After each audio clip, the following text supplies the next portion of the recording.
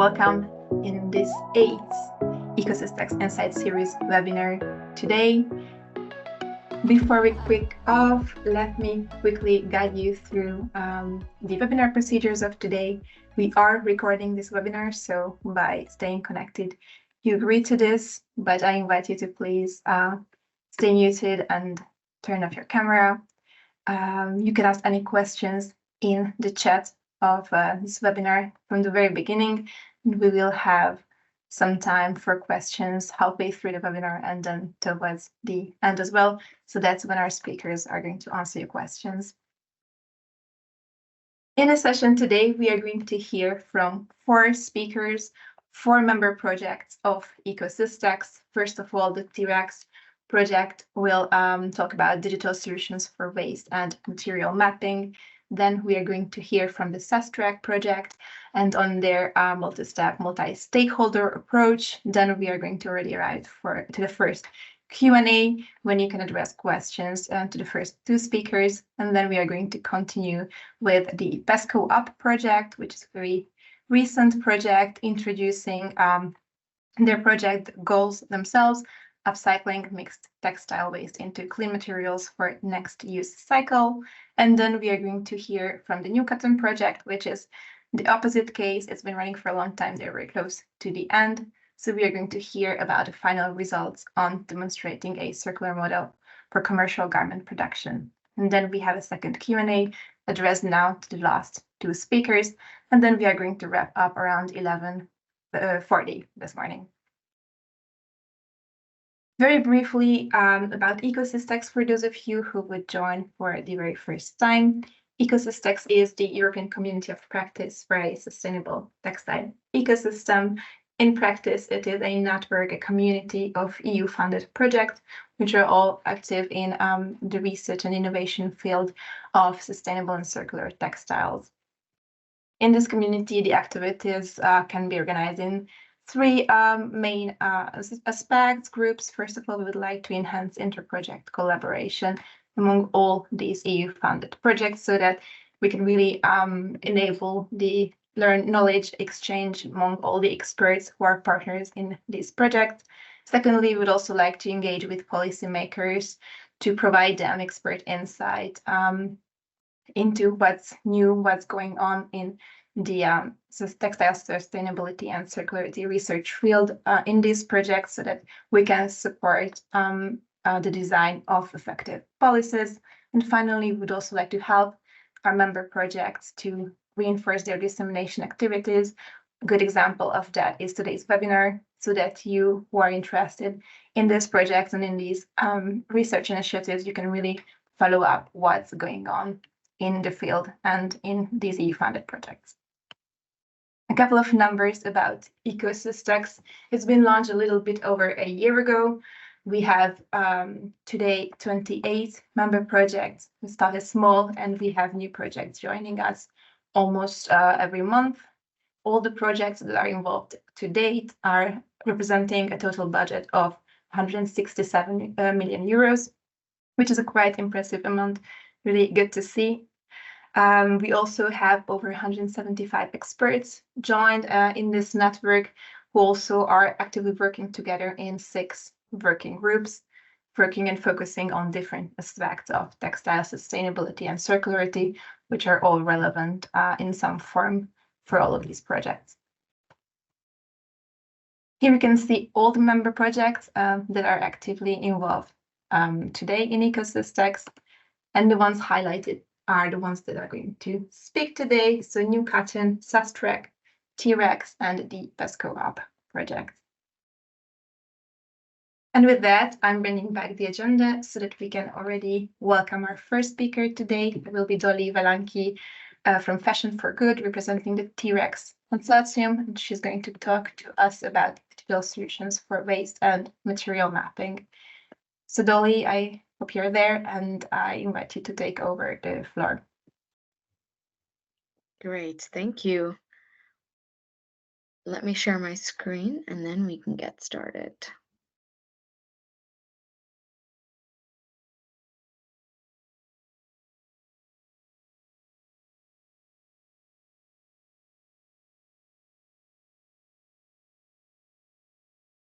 Are you able to see my screen? Yes, perfectly. Perfect. Great. Well, thank you for having me here today. I am Dolly Vellanki. I am an innovation associate at Fashion for Good. Fashion for Good is a global innovation program, and our aim is to really connect the sustainable fashion technologies with the industry players such as brands, suppliers, and other ecosystem stakeholders. So we operate in quite a lot of consortium settings, such as the ones for Horizon projects, where we really want to bring together the innovators, the technology, and the necessary stakeholders to validate and test the technology in a specific supply chain. We've had other projects such as Sorting for Circularity and our Full Circles Textiles program, which are two very interesting projects that really led us to be a part of the T-Rex project. And yeah, I'm very excited to share some of the learnings that we have gathered, especially around the topic of digitization and how that's going to play a big role for the reverse supply chain. So firstly, I would like to share with you that we have launched a white paper. You can find this on the T-Rex website, and we can also perhaps follow up with a link if needed. But the white paper is really a great resource which combines quite a lot of important learnings and which I'll walk you through today. But we know that our industry struggles with high amounts of emission release, a lot of chemical, energy, and water usage. But also there is a high amount of post-consumer and post-consumer textile waste that is disposed, which is leading to high amounts of landfill and incineration. So there needs to be quite a lot of solutions and investments in R&D happening in the space of end of use management so that we can tackle this textile waste challenge. And to be able to support this development of reverse logistics so that we can better tackle the textile waste challenge, there needs to be a co-development of both physical and digital infrastructure at the same time so that we can together transition into the circular economy. So this white paper looks at the different types of digital solutions that are available and that can help us create a circular system, especially with the focus on reverse logistics. But it also identifies some of the important market needs and opportunities for different stakeholders across the textile supply chain.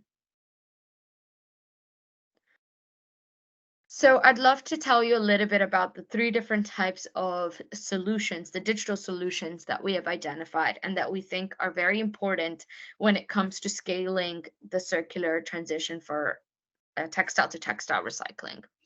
So the first one that I would like to point out is the waste mapping. So these are technologies that are able to really connect the supply and demand together.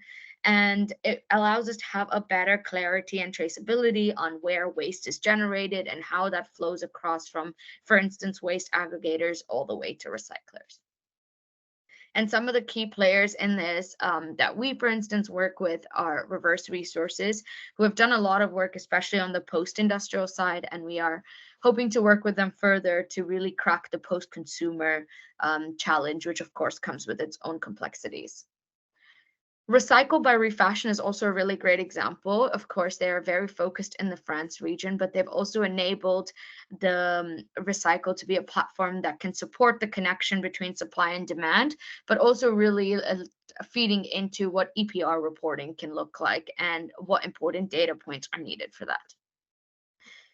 The second type of platform that we've identified is the supply chain traceability. So it's really important to be able to have traceability across the entire supply chain if we want to understand how to better direct the product to its next best use case. So there's a strong need to consolidate the chain of custody documentation, but also increase the accountability of the different supply chain stakeholders that are involved. There's quite a lot of players in this space and definitely more and more coming up as well. But some of the players that we've worked with very closely are TrustTrace and Textile Genesis, who are also the leading innovators in this space. And lastly, digital product passports. We've also identified that as being a crucial and important next step when you're looking at the improving textile to textile recycling, because it really facilitates the collection and storage and also sharing of data points across the supply chain. So there is a huge consumer focus for this platform, but there's also a lot of information that, for instance, sorters can use to better sort out and segregate products for recycling, but numerous other use cases that can also be used to enhance and better direct products to textile recycling. I think this is also a space where a lot of new players are popping up, and we're seeing digital product passports coming up across multiple industries and not just the textiles industry.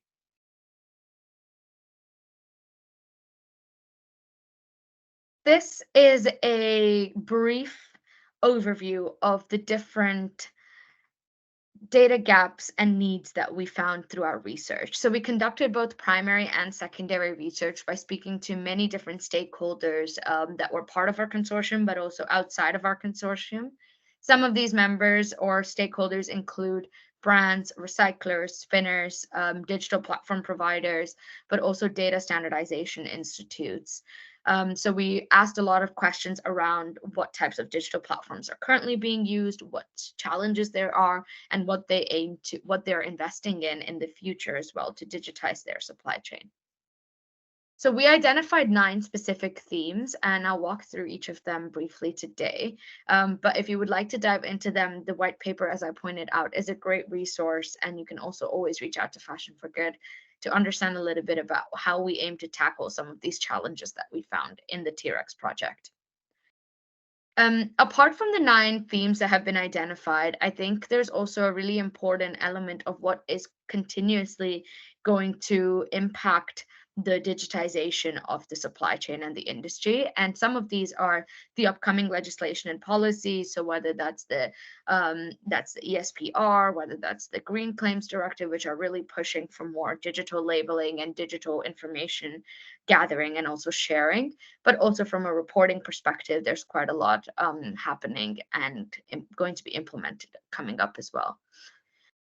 Apart from that, there's also quite a lot of standards and certifications that our industry already struggles with and is overwhelmed by. So there needs to be better streamlining and standardization of these certifications.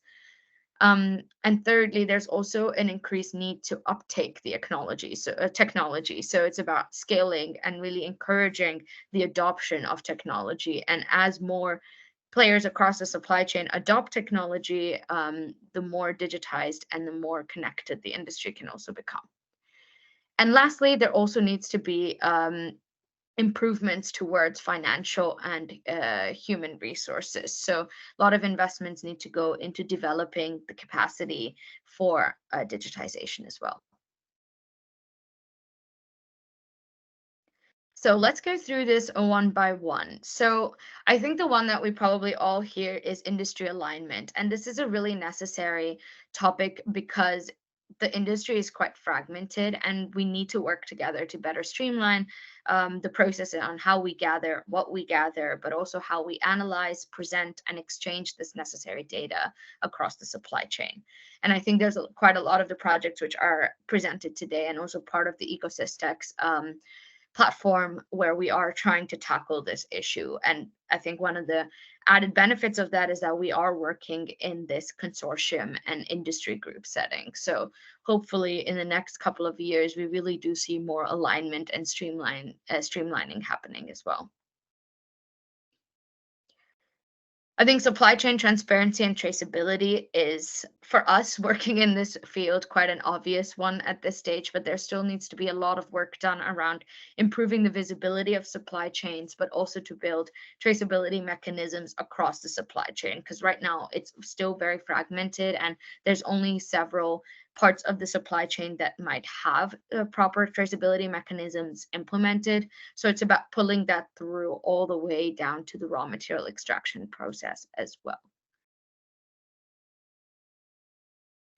And I think one of the main things that we found in this research is around the topic of trust. So there's quite a lot of blind trust in the industry, and there's a lot of data and information that is accepted from the stakeholder that is sending you the information with trust. However, there's not a lot of verification and reliability mechanisms in place to actually build trust around the data. So there needs to be more trust that is built around the data, the claims that are made, but also about specific product information, which again ties back to that transparency topic, which is point number 2. A lot of the supply chain transparency and traceability platforms are able to support the stakeholders in also implementing verification mechanisms. Number 4 is the oversaturation of certifications and standardizations that are in the industry. So there's over 100 different certifications, which is causing a lot of confusion and it's making the industry feel very overwhelmed. So there needs to be, again, more streamlining and more standardization that happens for these industries, but also so that these different standards and certifications are actually interoperable with the different digital systems that are being used by the various stakeholders that are involved. And interoperability is also another topic that will keep coming back in this discussion. Another thing to mention is definitely the cultural differences that need to be accounted for. The fashion industry is very globalized. And so when you're digitizing the fashion industry, you also need to account for the different cultural differences that could impact the uptake and the implementation of such technology, and also the level of investments that are needed across different cultures and different regions.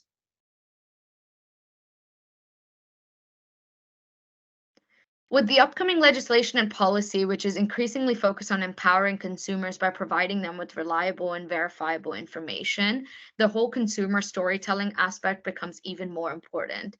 Especially from a brand side, it's also really interesting because they're very keen on the sustainability narrative. So there's a lot of new policy and legislation that's also tackling the reliability of that sustainability narrative. So the consumer storytelling aspect is really important, but it's also important to work on how do we share this information with consumers that is accessible, but also what information do we share with consumers? How do we package data in such a way that consumers get access to what they need, but other supply chain stakeholders can still get access to what they would need to better dispose and better handle these products at the end of life?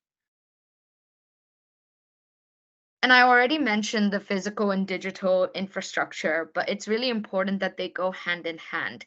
So it's on one hand, the physical infrastructure is definitely needed, and there's still a lot of R&D investments and actual scaling that needs to happen on the collection, sorting, pre-processing, and recycling infrastructure space.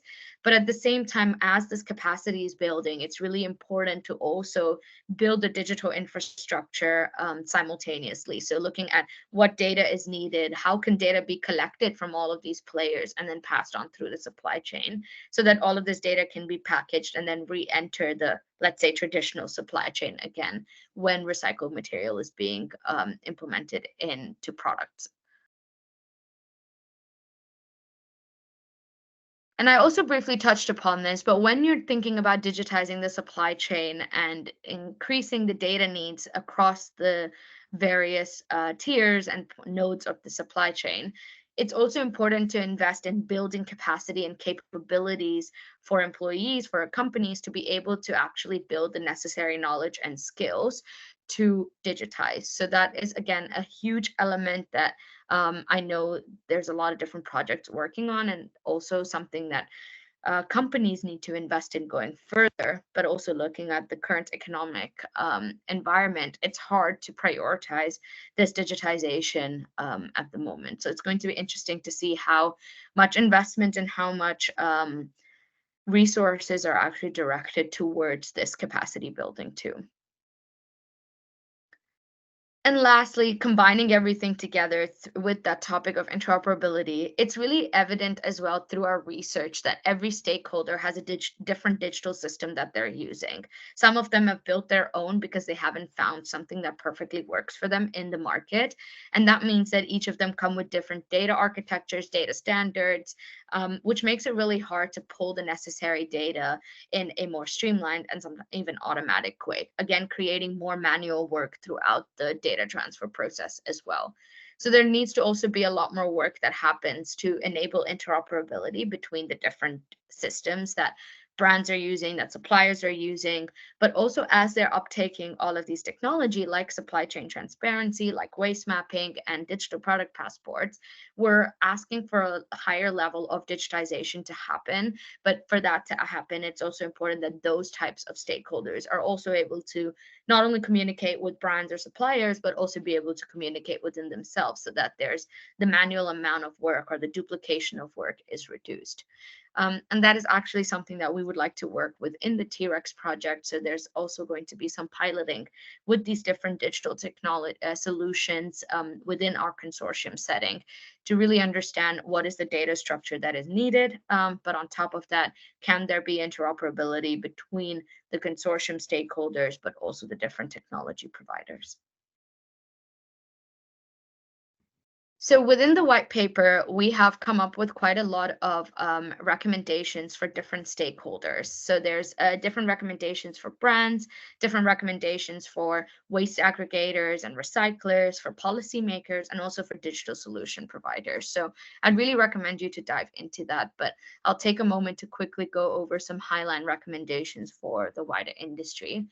And one of that is to adopt more decentralized digital platforms. So that's some of the challenges that we chatted about around decentralized, around interoperability, the fact that there are so many different data systems and standards can ideally or hopefully be tackled through this challenge and create a more open access industry. Establishing industry-wide data standards, so working together to streamline certain processes, but also to streamline and standardize certain data architectures and certifications, I think will go a long way as well. It's also important that across companies, sustainability, transparency, and these topics become KPIs and business as usual across all company teams and not just for the sustainability or for the innovation teams. I think that's also one of the biggest divides that we see is that the KPIs are very much focused on one team. But if we want to see transparency and traceability actually achieved, these KPIs need to be also transferred, for instance, to the sourcing team, to the product development teams, and yeah, across the entire organization. Lastly, addressing the digital divide, again, noticing that the industry is a very global industry. It's important that we acknowledge that there is a digital divide, even within Europe, but also within manufacturing countries between Europe and them. So really important to, again, as I said, invest in developing the human resources and the capabilities necessary for digitization. And lastly, fostering collaboration, which I think is exactly why we're all here, to really collaborate and build these consortium-style ecosystems so that we can test out different methodologies and different solutions and work further together. I think I've gone a little bit over my time, so I apologize for that, but I'm here for any further questions later on. And yeah, really looking forward to the other presentations. Thank you for having me. Fantastic. Thank you so much, Dolly, for this very information-rich presentation. And indeed, the white paper has been dropped. The link to the white paper has been dropped to the chat, so anyone who is interested can read it there, or you can also ask your questions in the chat. Dolly stays with us, so after the next presentation, we can already have a first round of questions. So thanks so much, Dolly. And now I invite our second speaker of today, who is going to be Gulsah Yilan from Uniterma Sapienza from Italy, representing the SUSTRACK project, who is going to talk to us about their multi-step, multi-stakeholder approach for the identification and consolidation of the barriers to transitioning to a circular bio-based economy. So Gulsah, I hope you're ready and the floor is yours. Okay, good morning to everyone. So in a moment, I'll be sharing my screen. Let me try. I do not see the presentation though, just a second. Okay, here we are. Now you should be seeing it in the presentation mode, I assume. No, it's okay. We see your PPT for the moment. Okay, let me try again.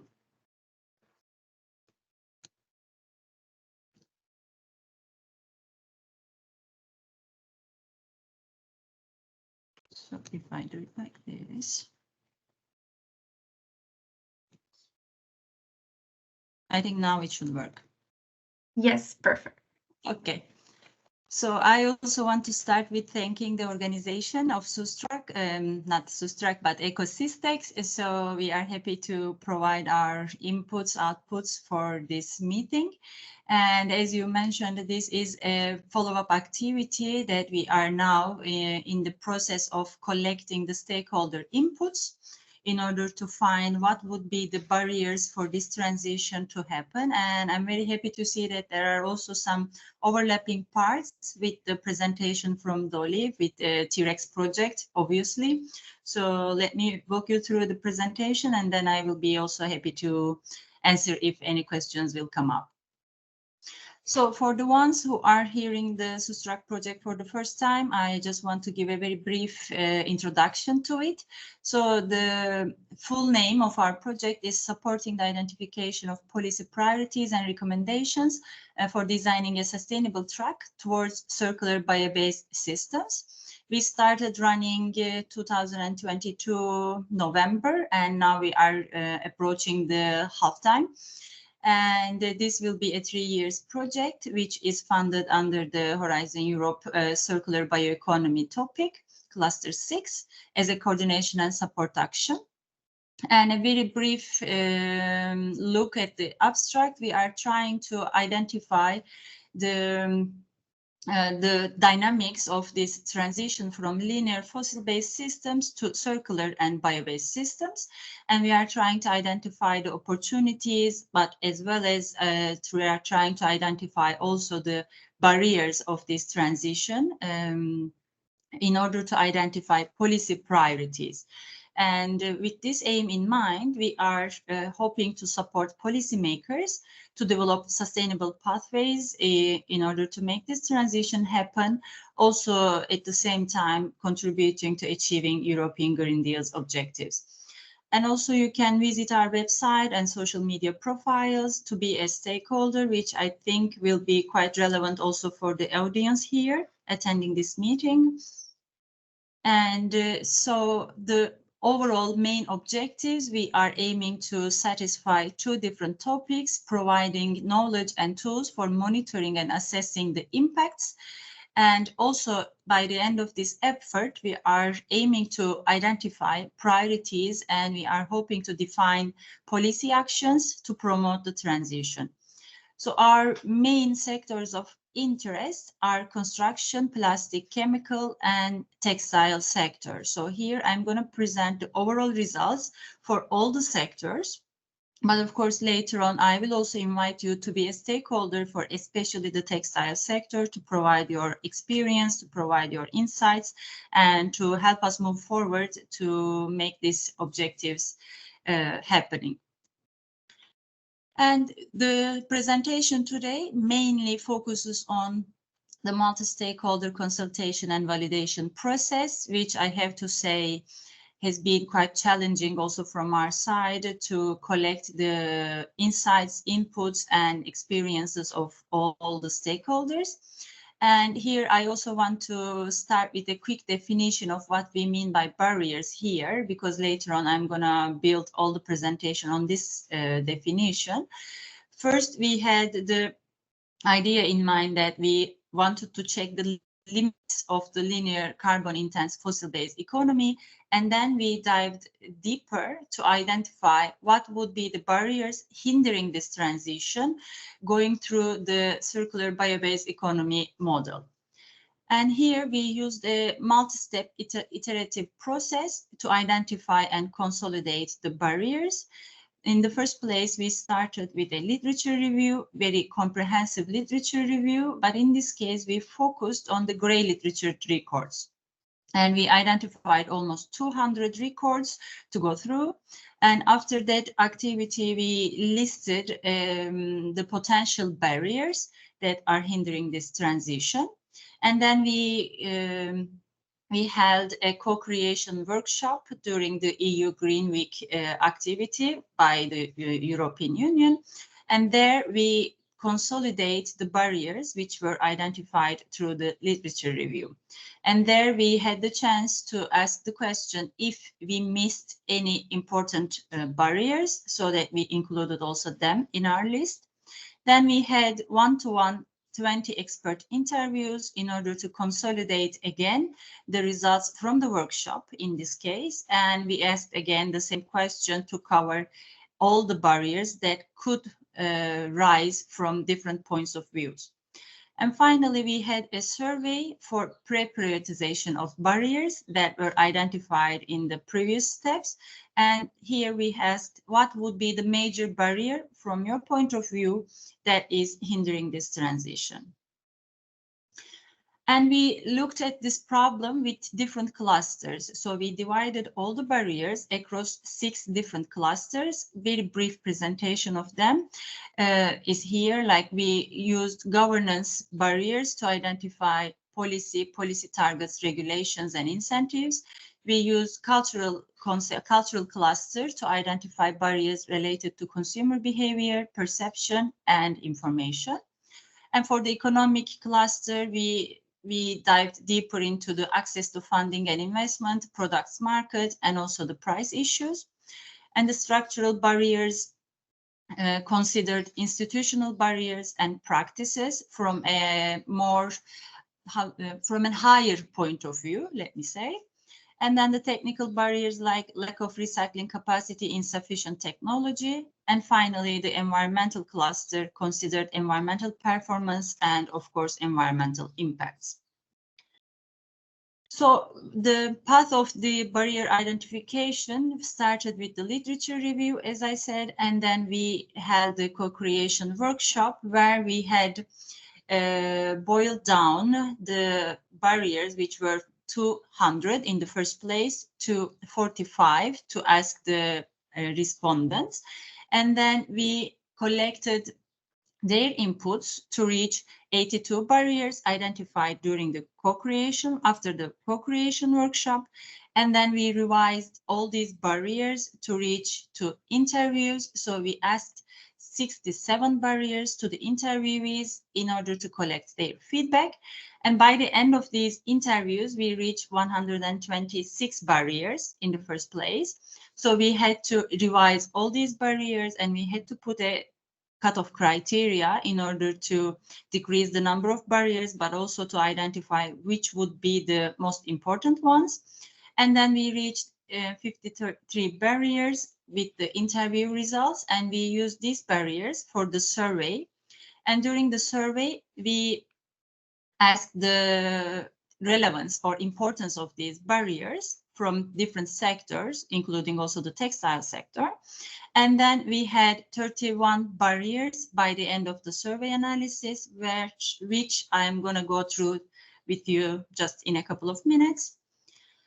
And here I also want to give a quick snapshot of the stakeholders that we interviewed, which were basically dominated by the research in the first place. And then we had some partners from industry, and the policymaking and NGOs were a bit underrepresented, but in the during the activity, we saw that reaching out to this cluster of stakeholders was really challenging.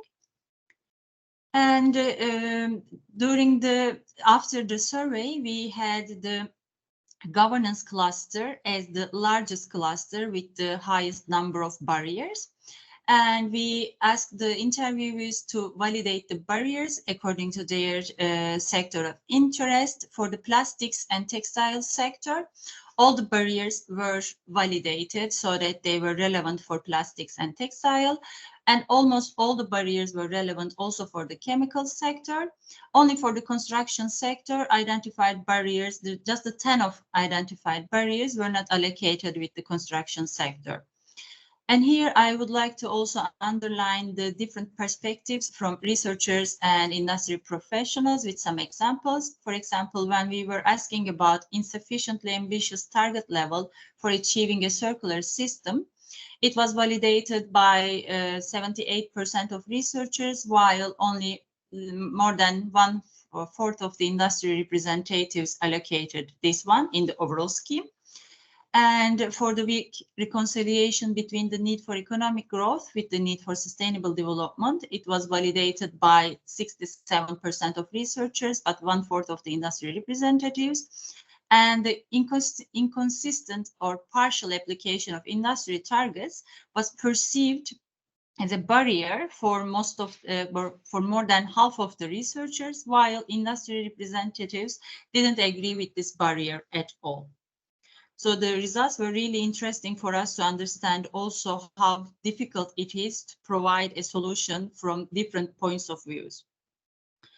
And the final list of barriers, as I said, the governance barriers were 1/3 of the total number of barriers, so reaching a number of 10 barriers in the end. And then we had 6 economic and structural barriers, followed by 4 cultural barriers, and then 3 environmental and 2 technical barriers. So here we see the full list of barriers from the survey. And the cultural barriers were mainly focusing on missing communication, misinformation and disinformation, and consumer confusion, low awareness, and lack of incentives. For the economic barriers, the standing out ones were high investment costs and also high operating costs for circular bio-based industries, and lack of funding in investment for the end-of-life structure and waste management practices, weak cost competitiveness due to fossil subsidies most of the time, and fluctuating prices and unstable supply of biomass, and of course difficulties in reconciling economic growth with sustainable development. For the environmental barriers, I think the most mentioned barrier was the lack of harmonized methods, but also the lack of knowledge and data impacts strictly related with each other. And then the concerns over especially local biomass feedstock availability within the limits of the carrying capacity. And here we see the governance barriers, like 10 barriers in total. So this part is more on the policy making side. So this is going to be further investigated in the follow-up activities with different work packages. And these barriers covered various topics like regulatory complexities, fragmented regulatory framework across European countries, competing political interests like big lobbies, and the lack of market-based policies, limited long-term policy reliability, lack of clarity around policy targets or legislative limitations. So this list of barriers set the basis for our policy actions. And the structural barriers have a higher perspective, as I mentioned before. So these cover lack of harmonized waste collection systems and infrastructure, lack of established markets and value chains, especially for byproducts, lack of value chain stakeholder collaboration, and also, for example, lack of mid and long-term impact assessment and decision making. And for the technical barriers, during the interviews, most of the experts shared their experience as the technical barriers were not essential because we had quoting from them, we had the technology, but the problem is just the implementation of all these options in terms of solving the problems. So the technical barriers that we identified were incompatible or insufficient infrastructure capacity for end of life, product collection, transportation, storage, and management, and the increasing complexity of materials and their combinations. So after the end of this survey, now we are applying more analytical tools in order to give a prioritization, a sector-based prioritization. So I want to also invite you to this survey that is going to take less than 1 hour. And in this part, we are going to ask some specific questions, pairwise comparisons, in order to be able to understand for the textile sector, in this case, what would be the most important barriers to be overcome. So we are using AHP, analytical hierarchy process, and analytical network process in order to identify the order of importance and the interdependencies, because some barriers were allocated as economic, but it also affected the cultural cluster. So this is where we also want to see the interdependencies. And here we are going to use a SATI scale from 1 to 9. So if you would like to join, we would also like to walk you through the survey during the course, but I just wanted to share it with you, which could be also relevant for involving the industry partners or the researchers or NGOs if you are interested in contributing and sharing your knowledge with us, which is highly appreciated. And I think I'm in my time to finish my presentation, and here you see our consortium, and I would like to thank you all for your attention, and I'll be happy to respond if you have any questions. Thank you so much, Gulsah. Thank you for your presentation as well. And indeed, it's time for our first Q&A. For the time being, I do not see any questions in the chat, so maybe I will ask whether anyone has a question right now, and then you're also welcome to just raise your hand and ask the question right away. Let's give it a couple of seconds.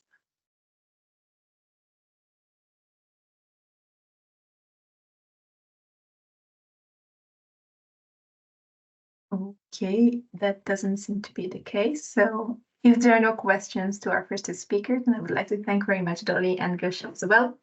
And we are going to then move ahead.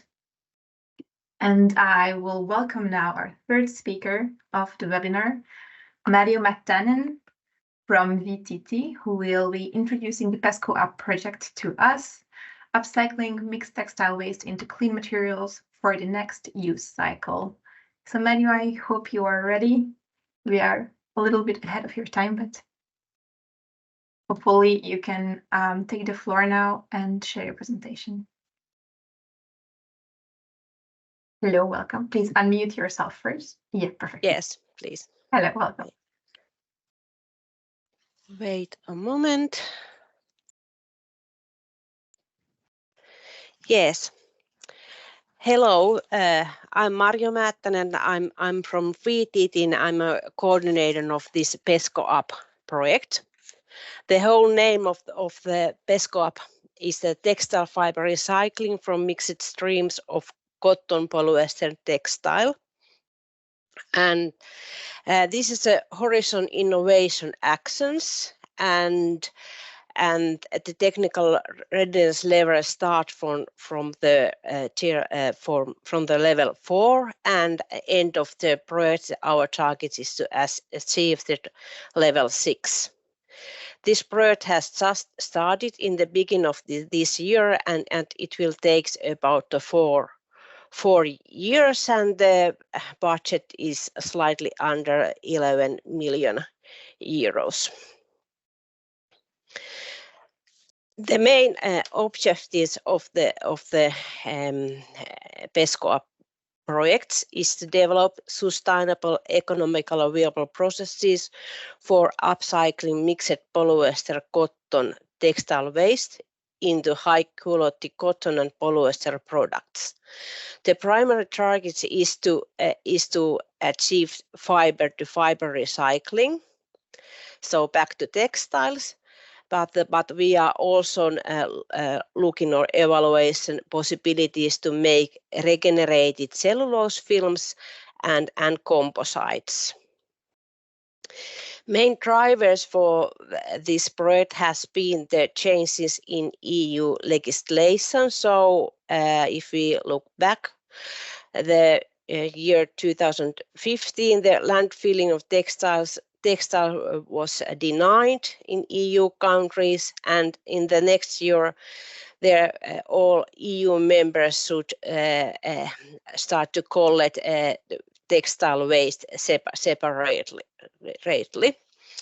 And also one big target is to need to reduce the CO2 emissions of textile industry, and for that purpose area, especially the fiber-to-fiber recycling of polyester textile is very important. In PESCO-UP, we aim to turn these social challenges into business opportunities.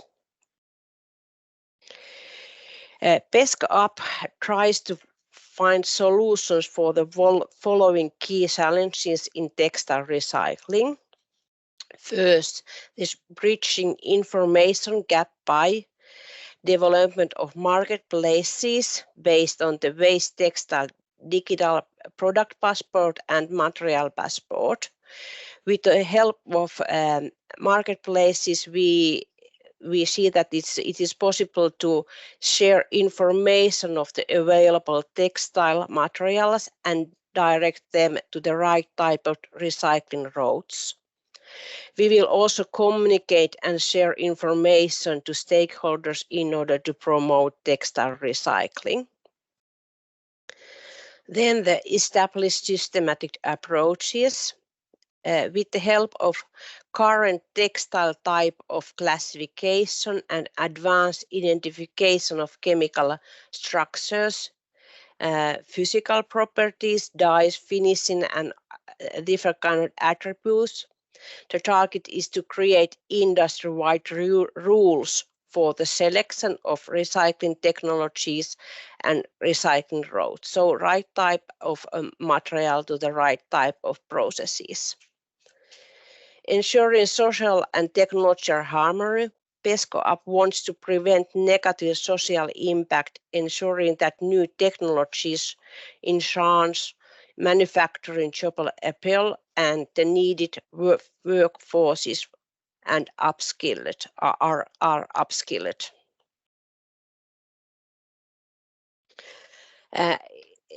In the PESCO-UP project, we will develop a different kind of processes that are needed to ensure the recycling of textile materials. The first process is that the different kind of identification textile and sorting technologies. Then this data sharing processes. But from the technical textile processing points, we will have this pre-treatment and purification processes. So the idea is to evaluate in which form the textile should be shredded in order so that it is suitable for the following recycling processes. And also we will tackle the dye removal and finishing removal and elastin removal issues during the project. Then we will have 3 different kind of processes for the separation of cotton and polyester fractions into the own fractions from the blend textiles. So we will develop mechanical separation and chemical separation processes. And then we will have 13 different utilization routes for these cotton or cellulose and polyester fractions. The big ambitions is that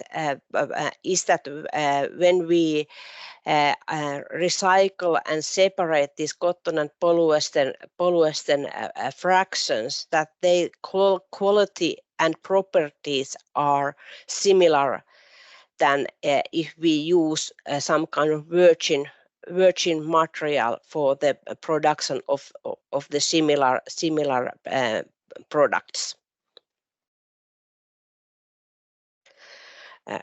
Our holistic approach for fostering market uptake for PESCO-UP technologies include following points. Firstly, manufacturing sector should be attractive and competitive for the workforces. PESCO-UP will identify missing skills, implement targeted upskilling strategies, and the focus will be on digital competencies and data sharing and digital tools. We will also, these technologies that are developed and tested in PESCO-UP will open new avenues for companies, especially for SMEs. This will be supported by following EU regulatory and standardization sessions, identifying socio-economical barriers, and by active communication through diverse channels. Example for actions in policy are, for example, the preparation of policy brief and events for policymakers, project partners, and stakeholders along the textile value chains. In our project, we have 19 enthusiastic partners from different from 10 EU countries, and we have universities, research centers, industry, equipment manufacturer, SMEs, then companies are dealing with the policy studies, and also partners who are focusing on common communication and dissemination. Here is still some our figures, and I will thank you for the attention. Thank you so much, Marjo, for your presentation. And once again, I invite everyone to ask any questions in the chat. And until you have a chance to type them down, I will already invite our last speaker of today. And after that, we will come back to the questions. So thank you very much, Marjo. Thank you. And the last speaker of today will be Paula Sarsama from the Infinited Fiber Company, also from Finland. She is going to talk about the new cotton project's final results on demonstrating a circular model for commercial garment production. So Paula, for the last time in this webinar, the floor is yours. Thank you. Can you hear me okay? I'm at the airport, so I'm just a bit worried about the connection. It's fine? For the time being, it works fine, yes. Okay, good. Do you want me to share the slides from my computer, or? If you don't mind, yes, but if you prefer, yeah. No, it's fine. I can do it.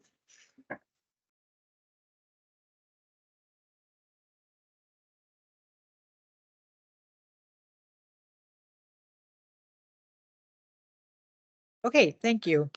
So this is, I think, the second time I'm on an ECOSYSTEX webinar speaking about the new cotton project. So my name is Paula Sarsama. I'm the project coordinator. I come from the Infinited Fiber Company. And this project has now been going on for almost 42 months, so 3.5 years. And we will finish at the end of March. So this is kind of the last steps of the project. So just a very brief overview. I won't go into the details of the new cotton project goals and things, because I think many of you have heard of them.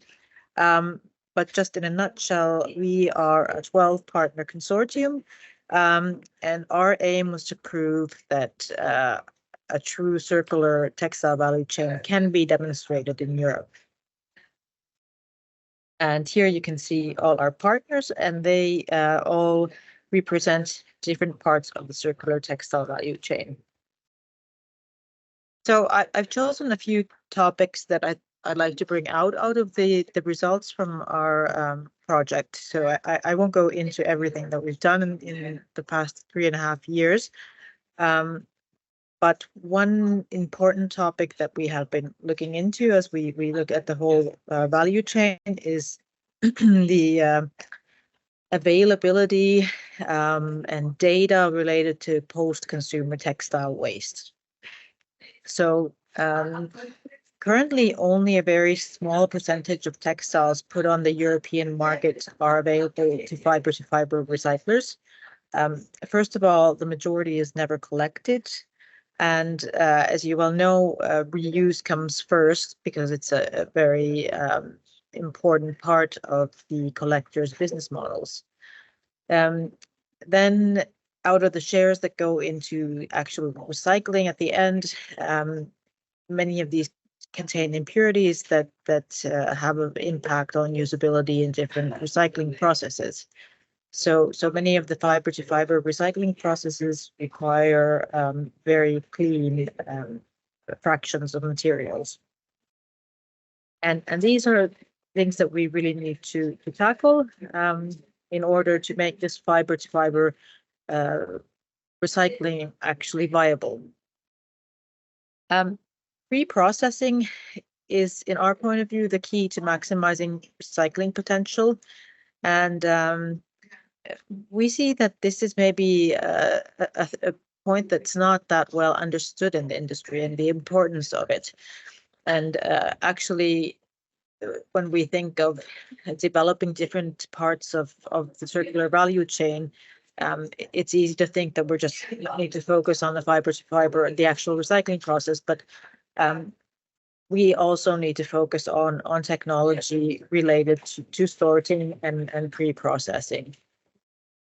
Reverse supply chain challenges need to be addressed. And of course, the goal of having a common understanding of sorting and pre-processing would improve feedstock quality drastically.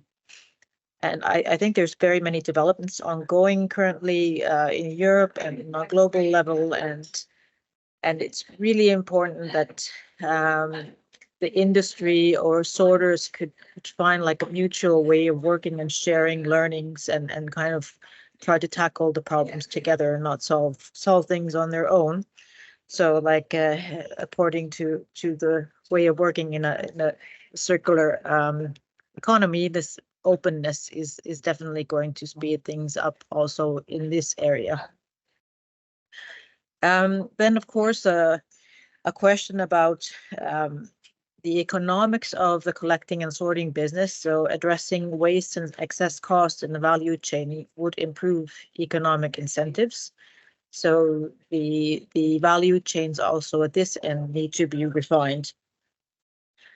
And then when we're speaking about sourcing of textile waste to fiber-to-fiber recyclers, successful sourcing for a recycler, it requires like strong collaboration and long-term partnerships, and frequent testing, and really recommend that fiber-to-fiber recyclers would have a testing system of how they prove materials when they start working together with a collector or sorter, and it really requires sort of hands-on visits and tackling the problems, because this is a different kind of raw material than many industrial companies are used to.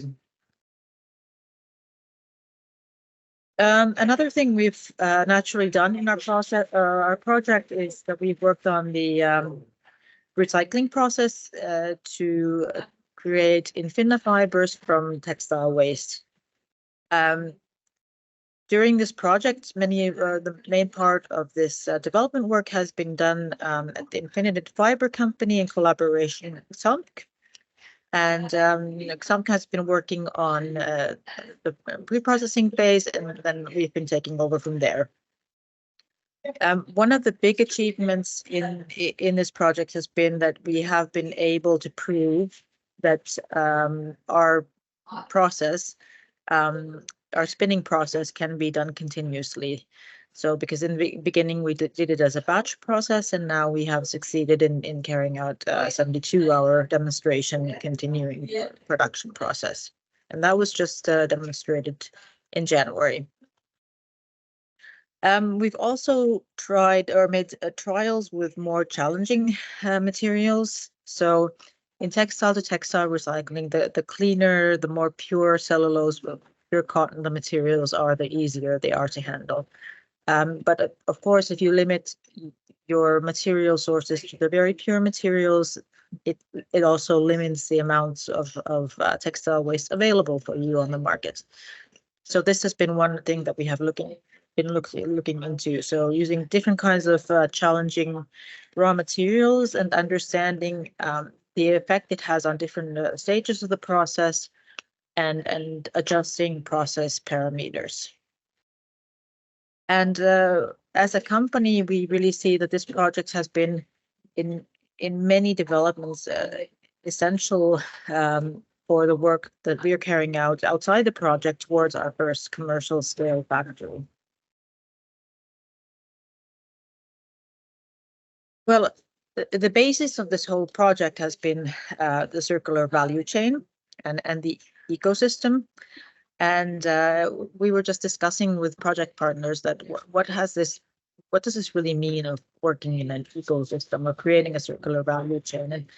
And it's really like a learning process, especially for companies transferring from the linear model to circular models. And for us working on this project, I think we really have learned how to do this, and it's kind of easy after this project to take this as a normal way of working with also with other customers. Sorry, I have I'm at the airport. So I'm just going to stop for a moment because I can't hear anything.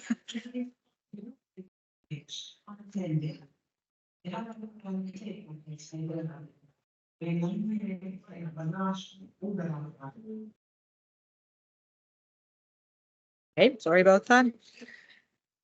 And sorry, I can't We get. can actually hear you, Paula, quite well. If you if can the hear me. microphone is close enough to. Yes, I think. Okay, so it's not, you don't hear the things in the background. Okay, oh, that's good. Okay, yes. So one thing that we've really looked into in the project is we've wanted to find the challenges and bottlenecks that are in the circular value chain, because of course, if you have a bottleneck in one point of the value chain, it just stops the whole circular process. And one thing I already spoke about was that we need to find steady and suitable post-consumer textile streams. And of course, looking also into other textile streams, like sort of workwear and post-industrial streams. And that's one important thing, is to ensure that industry has the textile waste they need for their processes. Then developing suitable machinery for separation and fiber identification processes in the sorting phase. And then related, this is kind of the step between the sorting and our Infina process, is defining the acceptable amounts of non-cellulosic materials, colors, and other impurities. And an important thing is ensuring that the financial viability exists with recycling post-consumer garments into new fibers. So what can these garments, or what can these fibers cost?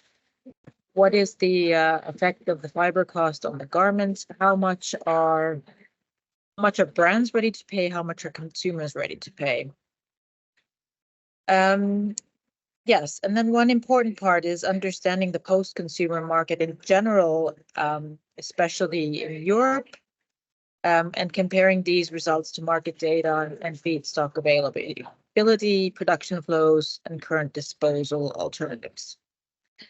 And Aalto University has actually made several publications, white papers, blue papers, also a MOOC on textile circularity, and you can find those links on our New Cotton project page. So if you're interested in the ecosystem and circular business models in the textile sector, I really recommend looking into those. Yes, and then as we have previously brought out in the project, we brought out these commercial products to the market. So this Adidas by Stella McCartney hoodie and track pants, and the H&M denim outfit.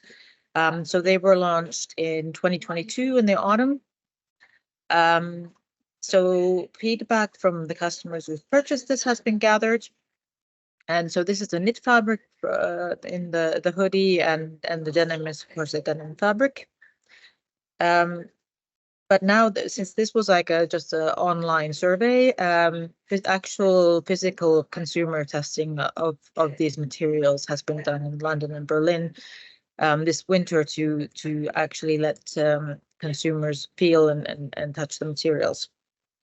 And we are still expecting our 2 last product launches from the New Cotton project to come in the next 2 weeks. So they will be from H&M. So they're woven fabrics. So then we have all the fabric types kind of represented in our commercial launches. We've also put a lot of focus on really communicating, disseminating, and non-policy work. And this has been actually a great project because we've had a lot of visibility. So of course we've been very active ourselves at going to different kinds of exhibitions and industrial fairs and then scientific conferences to present our results and to network. And also we've gotten a lot of interest from the press, which of course, when you get different kinds of articles in sort of more commercial magazines, for example, this has led to new leads for example, business opportunities. And I think many of our partners have actually benefited from this project and received new business leads or created new partnerships, either inside the consortium, which will continue even after this project, or then on the outside. So, and I think this is one of the important things that really should be one of the outcomes in EU projects, and would and when you're asking for companies to participate in your research projects, that this is one sort of thing that should really be brought out, is this is also a potential for new business. So, but it also requires that companies participating in these projects are active and not just passive passengers in the project, but really benefit from the results themselves. We've had 2 policy roundtables. So the first one was a year ago related to waste legislation. And after that came out a policy paper written by Aalto University, which was circulated at EU. And actually yesterday we had an EPR related roundtable in Brussels. And that will also, or Aalto University will create a policy paper on yesterday's discussions, and that will be circulated also to policymakers at EU level. We've had a very wide outreach in communication and also received public interest. We've tried to make different types of publications. So there's been scientific papers. There's the Super MOOC by Aalto University. There's white papers. There's been exhibitions. And I think we, of course, received a lot of attention with the commercial garments on that came on the market. So it's been, I think it's been a project that has been easy to grasp for the general public. And one thing we're quite happy about it is that we've had like true collaboration with other projects. So I think in the beginning it was just sort of initiated by the EU that we should collaborate with twin projects that were funded from the same call. But of course, this ECOSYSTEX platform has been a super way to collaborate and share results. But we've also proactively collaborated. Finnics is a Finnish Academy funded large project, and we carried out the previous waste legislation roundtable together with them. And now we are having our new cotton end event or seminar together with the Jala Value Project in Finland, who is also terminating this year. And I think this is a great way to broaden your networks and also find new openings for new ideas. Then one last sort of topic that I'd like to bring out is that the LCA work done in the new cotton project is one of the most significant parts of our the work that has been carried out this year or in the past 6 months. And this has been carried out by RISE in Sweden. And the goal and scope was really to evaluate the environmental impact and identify hotspots of the in Finland, and also the 4 garments containing the fiber. So there was an LCA done on the actual value chain, like until containing the whole garment production. And So this was done according to the PEF method, and system boundaries were cradle to gate for Infinifiber and cradle to grave for the garments. So here you can just see an overview of the climate impact when it comes to CO2 per garment. And here RISE identified the hotspots for denim garments was actually in the garment production, and in the knitted garments, yarn production and fabric production. The use phase itself was 12 to 23%, and the cellulose carbon fiber, meaning Finna, was 4 to 14%. And this was actually very interesting. This LCA on the value chain, and then it kind of opened our eyes that we always stare at our own LCA and focus on that, but then when you start looking at the value chain further, there's a lot of things that you can't, as a company, you can't really affect. For example, the energy mix in one of the countries processing your fibers forward. So this is one thing to keep in mind. About the water scarcity impact, hotspots were with denim garments, once again, the garment production and fabric production, and knitted garments. The main hotspot was the yarn production. And actually, the effect of the cellulose carbon fiber was 10 to 31%. So conclusions from the LCA is that using the Infinna cellulose carbon fiber over primary conventional cotton and viscose for the garments showed potential benefits in most of the impact categories. And the data for the viscose and cotton was modeled using generic data sets representing global production. So as we all know, there's very many different kinds of figures available for cotton. And other cradle-to-grade processes had a relatively large impact on many of the environmental impact categories, as I just showed. So using garments during their full lifespan and ensuring high quality are crucial for mitigating the environmental impacts per garment use. And of course, this also requires that consumers use their garments for a longer period of time, and that's again a question about consumer awareness and then teaching consumers to act in different ways. And then choice of approach for allocation of burdens and benefits between life cycles can affect the results. So we looked at different options there too. Then one thing that was very important or interesting for us is that RISE also carried out social life cycle assessments on LCA, and we haven't even seen the results yet. So these are just 2 slides that I received from Diego at RISE. So I will show these to you, but I can't answer many questions on this, but we have a new cotton end event coming in 2 weeks, and Diego will be speaking of this there. So I hope many of you can join that. So SLCA is a method that can be used to assess the social and sociological aspects of products, their actual and potential positive as well as negative impacts on life cycle. And the same boundaries and data was used for this SLCA as for the LCA.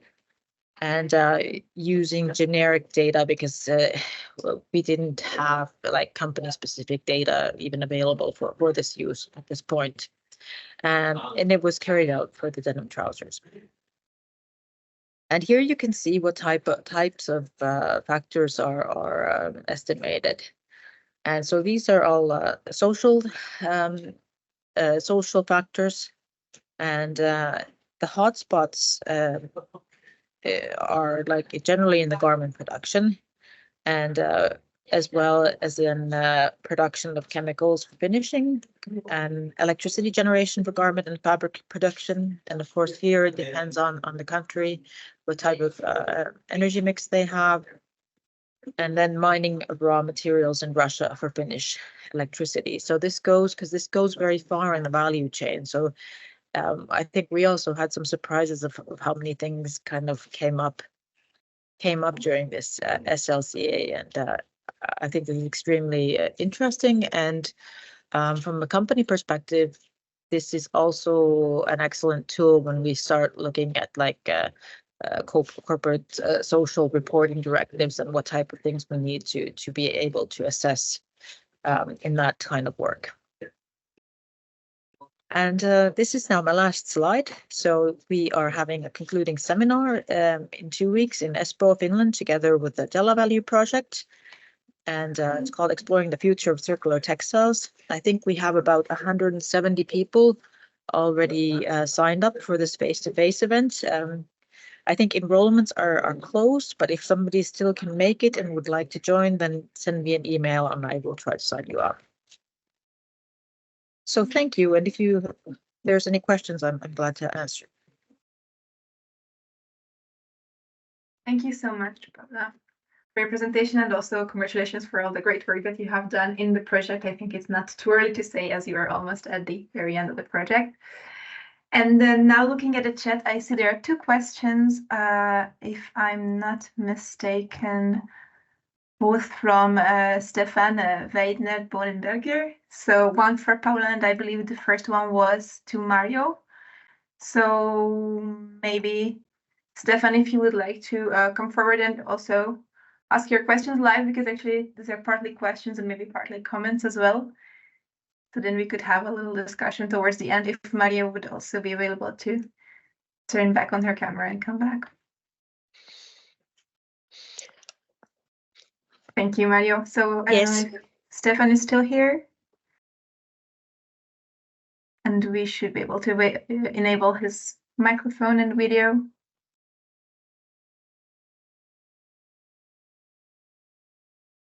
Okay, doesn't seem like it. All right. Dolly is there. Okay. Well, then I will just read out the questions, comments from the chat. So the first question I think was aimed to Marjo. You mentioned the target to generate rules for processing specific kind of waste. From his experience in textile, he would rather propose to define standards for the outcome of each step. In recycling, textile materials somehow by principle are not uniform. Textile processing needs standardized description of the material parameters, which then allows for the steps to establish defined processes. So I don't know, Marjo, if you have any comments to that. Yes, so of course the used recycling processes, they give the frames what kind of raw materials can be accepted to them. But our idea is that if we have these new type of identification tools, we will get more information from the incoming raw materials, and then we can more easily follow the advices coming from the processing steps. So in a way, I agree what Stefan wrote here, but we hope that we will help the selection for the right type of raw material for the right for the specific recycle routes with these new tools. Thank you, Marjo. I see that Stefan finally got his voice, so you're more than welcome to comment on that. Oh no, I cannot hear you. I don't know if any others can hear Stefan. But now it works. Yes. Yes. Okay, and thanks Camilla, thanks Marjo. What I wanted to establish, I have been working in spinning machinery, spinning technology, and what I observed there, the crucial topic to get those things running is more to understand that the next steps understands what kind of fiber he gets. And I would propose not to establish too much how to process, but more what kind of end product I should deliver to the next step, and to find a way to describe this with uniform parameter sets, but with the possibility to describe the variations. Yeah? The next step has to work 24/7 somewhere in the world with a lot of people with low skills, yeah, and to get the highly effective processes running. And they have to understand to define, okay, I need this and not this material, yeah, and I know the variations coming up, and if there are variations, I'm able to handle this in my process, and this is down each step. And this why I would propose not too much focus on how to process, but more how to get it, what result to get. And then it's how to say more or less self-explaining. Okay, if I want to get this result, every specific recycling firm will get its own know-how how to achieve this in details about influencing the parameters in their own process. Okay. Yes, thank you for that. Thank you, Stefan, and thank you, Marjo, as well. And I believe you had another question, Stefan, this time addressed to Paula. So the floor is yours again. There are two topics, Paula, which I mentioned first was about this carbon footprint calculation. We built it up. I'm working with an institute in Denkendorf, Stuttgart here to have such tools for the textile industry. And what we observe, there are extremely lot of parameters which are very individual in the firms. Yeah, what is coming out there. Yeah, it's more easy to speak about how much energy is used in the process, but finally speaking about carbon footprint, we have so many parameters how those pre-steps have been defined. So extreme variations. That's why I was a bit astonished about the big differences of the products you had there. But finally, it's clear spinning has a lot of energy and finishing has a lot of energy. Yeah. Yeah. Then the process is about transportation. Yeah. Yeah.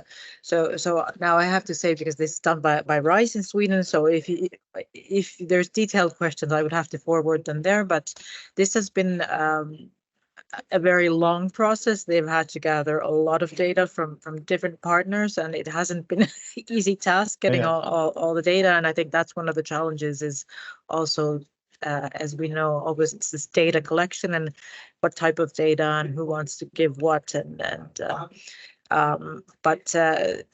Yeah, so I agree that it's definitely not the textile system, the circular system is not easy to calculate. Yeah. Being aware of those variations, this is the skills we have to have in the textile business, and nevertheless getting awareness where are the hotspots. Yeah. So I think there's actually there's two scientific papers out on these results from RISE actually. So if you're interested in looking, I think there's more detail on the data collection there. Okay, possibly also can make up the contact here to the institute I'm supporting there. Yeah. Okay, there's somebody else. I have another topic to you, Paula. Yes, exactly. Yes. Similar to the one which has been to Marjo at the end. Yeah. This process, this partnership in the process, to my understanding, I've been in spinning and observed for 40 years. Yeah. And I observed just changing in ring spinning from a standard ring yarn to a compact ring yarn. The difference is just a little bit more, less hairiness, a little bit more strength. Yeah? At the end, needed 10 years to be established. Yeah? And if we start with recycling, which is so important, and there is a lot of pressure, we have to have enough breath, we have to have enough time. And we have to consider, we have to go through the whole chain, and only until everybody in the chain understood how to handle this changed materials, we will succeed. Starting is exactly what you did. Make down to the final garments. Look, this we can produce. It works. Yeah, and that was the goal of the project, was really to prove that this is usable with conventional existing equipment. Of course, it has to be adjusted to the new fiber, but we really want to show that that's possible to do, and also we want to prove that it's possible to do in Europe. Yeah, and everybody, and I'm fully convinced it is possible in Europe. The Europeans have the advantage that they are much easier, much stronger in collaboration than other regions. Yeah. And let's do this strength. Let's do the strengths as we do in this platform here. that we are stronger in collaboration than others in the world. This is our chance to use this opportunity to get our position in the world. Exactly, I agree completely. Great conclusion. Thank you so much, Stefan, for your intervention as well. And I see that in the meantime, we had another question for Paula. Claudia Momer is asking, well, first of all, she thanks you for your presentation, and she asks, when we look at the LCA, can you please explain why the water scarcity impact of the yarn for the knitted garments is that high? Oh dear, I have to go back to the now this is like digging into these results in detail. I have to look if I can remember. I would rather have somebody from RISE answer these questions because I don't have the data in front of me. So the question was water scarcity in the knit. Yes. Why the water scarcity impact of the yarn for the knitted garments is so high? So I had to understand that it's related to the yarn production in the knitted garments, but this is not really my area of competence, so I'm not sure what the process phase is in the yarn production that causes this. But if you'd like, you can send me an email and I can ask, or I can look at the data that we have and maybe or ask RISE. Okay. Okay. Well, then I invite Claudia too. Well, I will put you in touch. Yeah. Okay, perfect. And then I also see that there's another question, a live question. I think Dieter had his hand in the air. Yeah. Hello, Dieter. Welcome. Please ask your Camilla, question. thank you very much for respecting me, for offering me, and I would like to come back to the communication between Paula and Stefan. First, to explain a little bit, maybe even the history that Stefan, I know Stefan very well since a very, very long time, and when he mentioned this method and how to vary and to calculate these figures, he refers to our MFCA method, where we produced a more or less complete set of the models for the textile value creation across spinning, weaving, and so on. And Paula, you also, we work together in the EST working group about PEF and LCA and beyond LCA, and I also referred to the MFCA method. This is just a little bit to explain and to connect all what we are doing here in Denkendorf, and where we also communicate and collaborate also with Paula and with Stefan, and we also have communication with Jutta Hildebrand and her colleagues from RISE. So, and I mention this because I think we are in a so hectic world in the textile regulations, and for me it is very important that we connect ourselves and that we communicate ourselves. And this is only what I would like to mention, that we are here, let's say we know each other, we know where we are working, and of course if we have questions, I know I can come to Paula, I can ask Stefan, we have our MFCA method and so on, and I invite all the, let's say, the people who I do not know in this conference here to ask us, to ask Paula, to ask me, and so on and so on. Thank you. Thank you, Dieter. Yeah, I agree that openness is the key, and sharing learnings, so everybody doesn't have to make the same mistakes. That's a good word to conclude. Thank you so much, Paula. Unless there are other questions, we still have some time. So it's a last call to raise your hand if you have any questions. And it doesn't seem to be the case. Then I will take a couple more minutes just to wrap up this webinar, but already I would like to thank very much to all our speakers today to be with us, and also to you for all the questions and the lively discussion towards the end of this session. And let's have a quick look at what's coming up now in ECOSYSTEX. Hopefully you can now see my slides. So the next ECOSYSTEX Insights Series webinar, the 9th edition, is coming up at the very end of May. And then for the summer months, we are going to slow down a little bit, and then we will be back in September with the 10th edition. And in October, we are going to organize the second ECOSYSTEX conference. Some of you were probably there last year in October in Barcelona when we organized the very first of this conference, well, hopefully series, as it turns out. So the second edition is going to take place in Italy, in Milan, in October. The concrete date and more information will be communicated on all ECOSYSTEX channels in the coming weeks and months. So already keep this in mind. We very much look forward to meet you there again. Now some news from our ECOSYSTEX member projects. So first of all, a collaboration between the T-Rex project and the Skirt project on the 13th March. They have an online session on EPR for textiles, challenges and solutions. There is a registration link for this session that we are going to drop in the chat.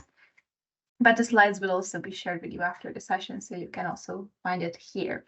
Then, as Paula already mentioned, the New Cotton Project has a concluding seminar on the 21st of March in Finland on exploring the future of circular textiles. There is still a registration link available. And finally, a publication from the Air Light Biocom project, also a member of ECOSYSTEX, focusing on the first milestone achieved identifying sustainable fibers viable for project implementation. This is a publication you can read via the link here, but again, you can find it in our communications later. I also wanted to bring your attention to the Circular and Bio-based Textiles Innovation Hub.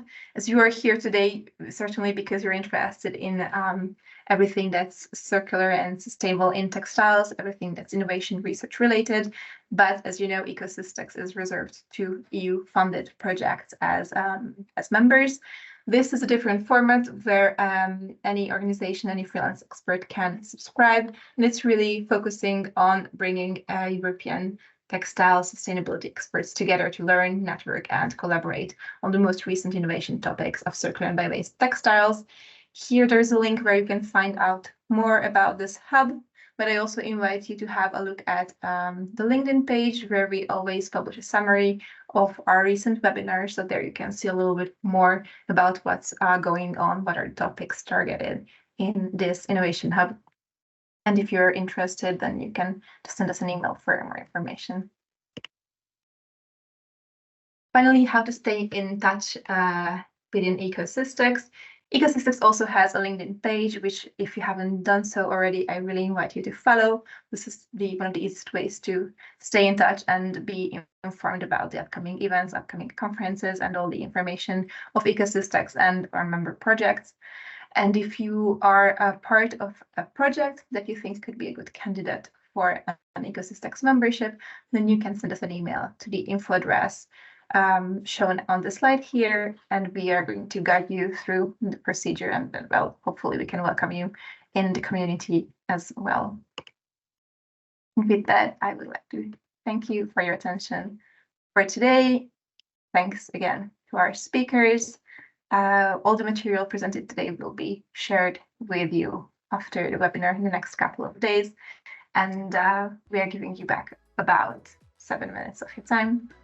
Thank you again, and see you soon in the next webinar. Goodbye.